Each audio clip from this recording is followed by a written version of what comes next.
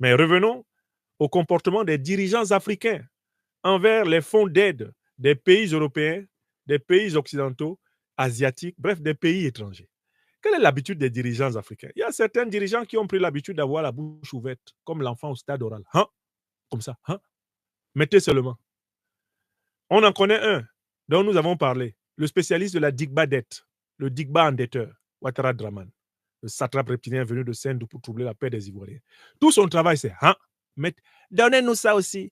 18%, non, c'est pas grave. On va rembourser dans 50 ans. Donnez. Donc, il y a des dirigeants africains qui ont la bouche ouverte comme ça, sur l'aide étrangère. Et toute leur politique étrangère consiste à prendre un avion pour aller mendier des aides. Et ça contribue à donner de l'Afrique une image tellement triste. Une image de continent de mendiants. Voilà un autre qui se lève, Biya. Il a passé tout son temps à endetter le Cameroun. Endetté. L'endettement du Cameroun est comparable à celui de la Côte d'Ivoire. Un endettement exponentiel, aveugle. Monsieur s'en va à Washington et lui aussi dit, on nous prête l'argent avec des taux prohibitifs. Son gros français là veut dire quoi, Paul Biya? Ça veut dire tout simplement qu'il est allé prendre de l'argent sur le dos des générations actuelles et futures du Cameroun, en sachant très bien qu'il ne pourra pas rembourser. Prohibitif, un taux prohibitif, c'est-à-dire c'est un taux qu'il est interdit d'accepter. Parce que quand tu acceptes le taux là, tu t'es pendu tout seul. Tu t'es mis une corde au cou. Et que les crédits que des États prennent ressemblent au terrible crédit revolving, que j'appelle volontiers le crédit revolver. Et quand tu prends ce genre de crédit-là, c'est comme si tu te tirais une balle à la tête. Parce que ce sont des crédits qui sont donnés de telle façon que tu as besoin à un moment donné d'un autre crédit pour rembourser le crédit. Ensuite, tu as besoin d'un crédit pour rembourser le crédit, et tu te retrouves très vite en surendettement.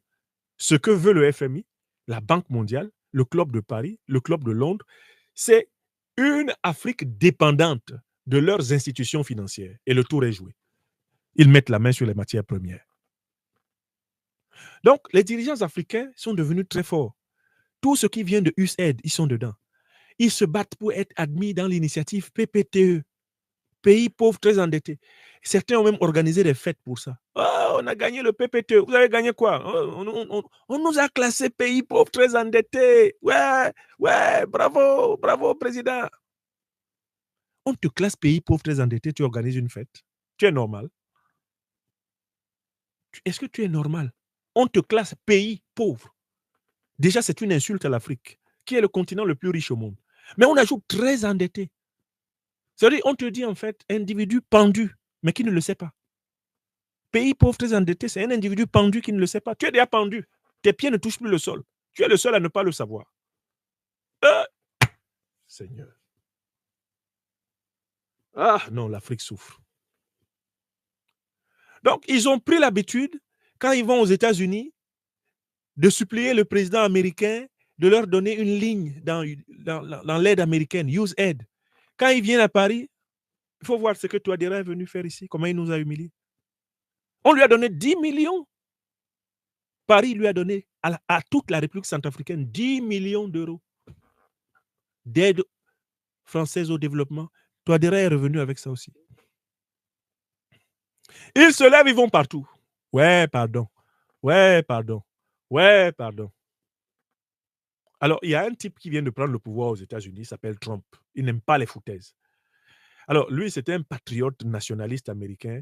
Et puis, c'est un homme qui est imbu de lui-même parce qu'il a gagné beaucoup d'argent dans sa vie. Hein, il est fortuné.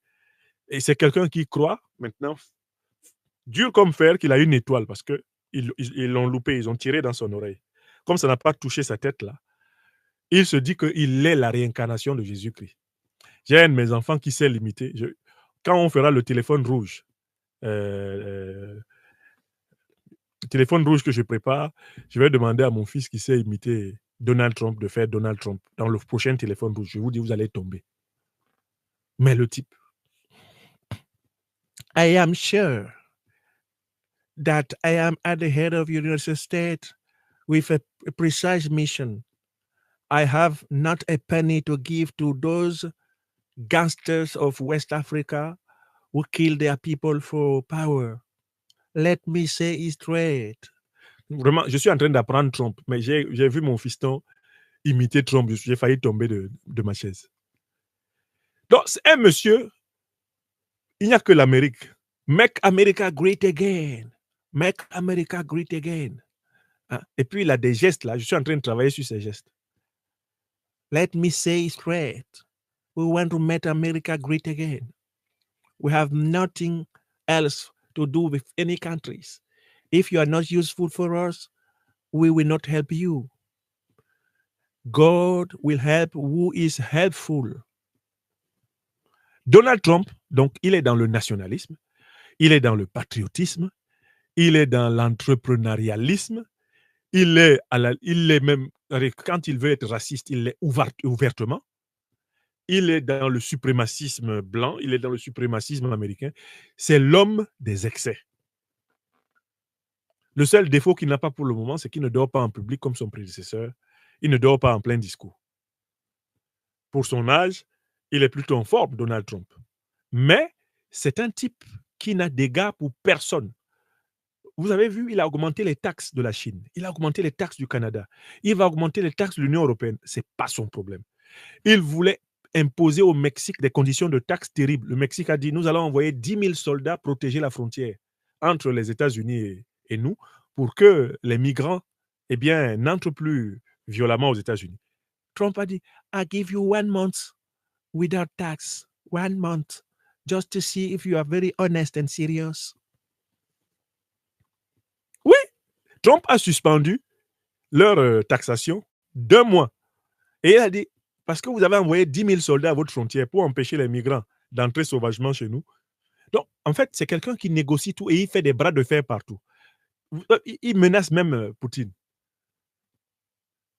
If he don't negotiate, there will be sanctions.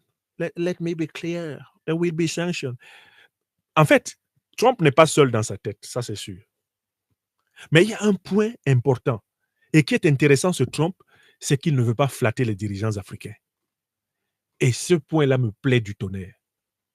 Le fait que Trump ne veuille pas flatter les dirigeants africains fait que Trump joue le rôle de la mère dans le moment du sevrage, au stade oral de Freud. Beaucoup de dirigeants africains étaient au stade oral. Ils ne veulent même pas passer au stade anal et au stade phallique pour grandir. Beaucoup étaient bloqués au stade oral. Trump leur a enlevé le sein de la bouche. Il dit, vous ne téterez plus. Vous ne téterez plus. Vous apprendrez à aller chercher vous-même la nourriture solide. Trump est littéralement un accélérateur psychanalytique de libération. Et il commence son mandat à la tête des États-Unis comme Macron à la tête de la France. Il y a 2 manières de lire l'action de Macron. Première manière, vraiment, beaucoup de gaucherie, beaucoup de condescendance, de mépris, etc. Exactement comme Trump.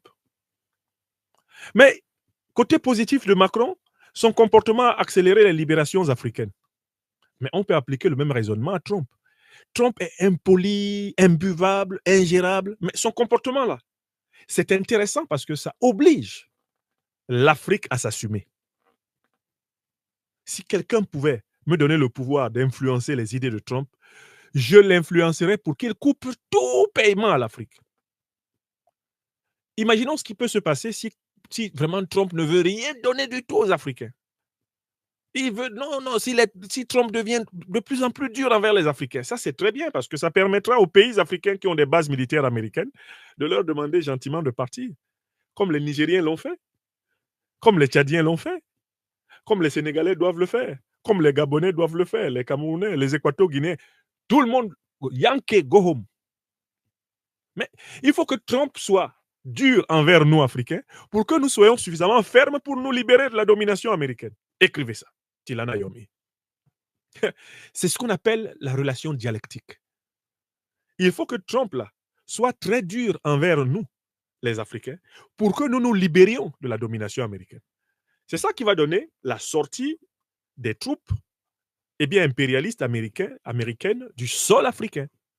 C'est ça qui va donner, j'espère que vous vous en rendez compte, la fin de la suprématie du dollar en Afrique. Parce que si nous sommes des shithole countries, si on est tous des pays de merde, Mais voilà, on peut se passer du dollar, non? Qu'est-ce qu'un pays de merde fait avec le dollar? Prenez votre dollar. On est des pays de merde, prenez aussi vos crédits. On est des pays de merde, prenez votre Internet. On est des pays de merde, bon, allez chez vous. Donc, ce qui est très intéressant, paradoxalement, c'est qu'un dirigeant comme Donald Trump est un accélérateur paradoxal de libération des pays dominés. Nous, Africains, devons savoir jouer de cette grossièreté, jouer de cette dureté. Nous devons savoir jouer de cette indifférence, de ce cynisme. Nous devons transformer cela en une aubaine. Sur les livres de mathématiques de mon adolescence, un docteur en mathématiques de mon pays natal, Jean Konkam, avait écrit une phrase qui m'est restée dans l'esprit. Sur tous ces manuels de mathématiques, il était écrit « Ou bien les difficultés brisent un homme, ou bien elles achèvent de le rendre plus fort. Ou bien les difficultés brisent un homme, ou bien elles achèvent de le rendre plus fort. » Trump met l'Afrique en difficulté, mais ce dont il ne se rend pas compte, c'est qu'il donne à l'Afrique l'occasion d'être plus forte. Donc j'appelle tous les pays africains suspendus de l'aide américaine à informer officiellement les États-Unis d'Amérique qu'ils ne veulent plus jamais recevoir un seul dollar d'aide américaine.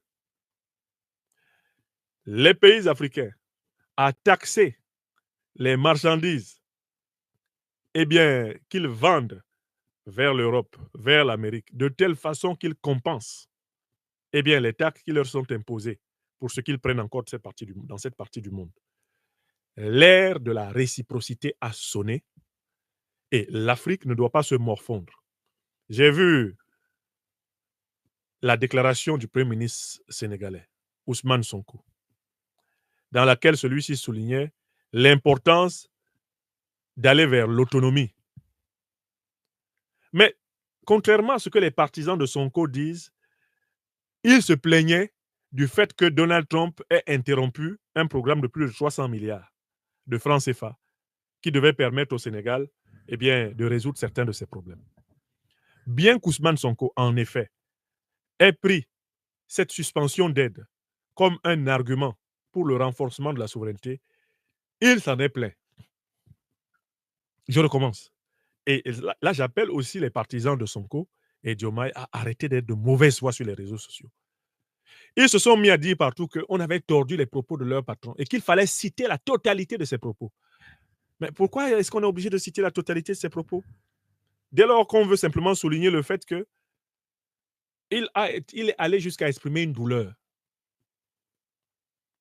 Il faut, en réalité, dans ces moments-là, exprimer plutôt une joie. Les dirigeants africains devraient sortir et dire « Nous félicitons les États-Unis libérés de notre dépendance envers eux. Nous les félicitons pour nous avoir libérés de notre dépendance envers eux. Et nous leur demandons de continuer ainsi. Même dans 3 mois, nous ne voulons plus recevoir leur aide. » J'espère qu'il y aura des pays africains pour dire cela aux États-Unis. Parce que si vous pouvez vivre 3 mois sans les États-Unis, mais vous pouvez vivre 3 mois de plus encore. Mais vous pouvez vivre 3 mois de plus encore. Mais vous pouvez vivre 1 an, 2, 3, 1 siècle. Et c'est ce qui se passait avant que les États-Unis ne naissent au XVIIIe siècle. Les États-Unis, là, sont nés au XVIIIe siècle. Oui ou non? Mais l'Afrique était là avant toutes les autres civilisations. Comment le berceau de l'humanité, la civilisation la plus ancienne, peut-elle avoir peur que ses succédanés, ses descendants ne l'aident plus? C'est incongru. Africaines, Africains, dirigeants africains, sautons sur l'aubaine de la suspension de l'aide américaine pour renforcer notre autonomie et prenons cette suspension d'aide comme une bonne nouvelle. C'est très bien. Ils auraient dû y penser plus tôt.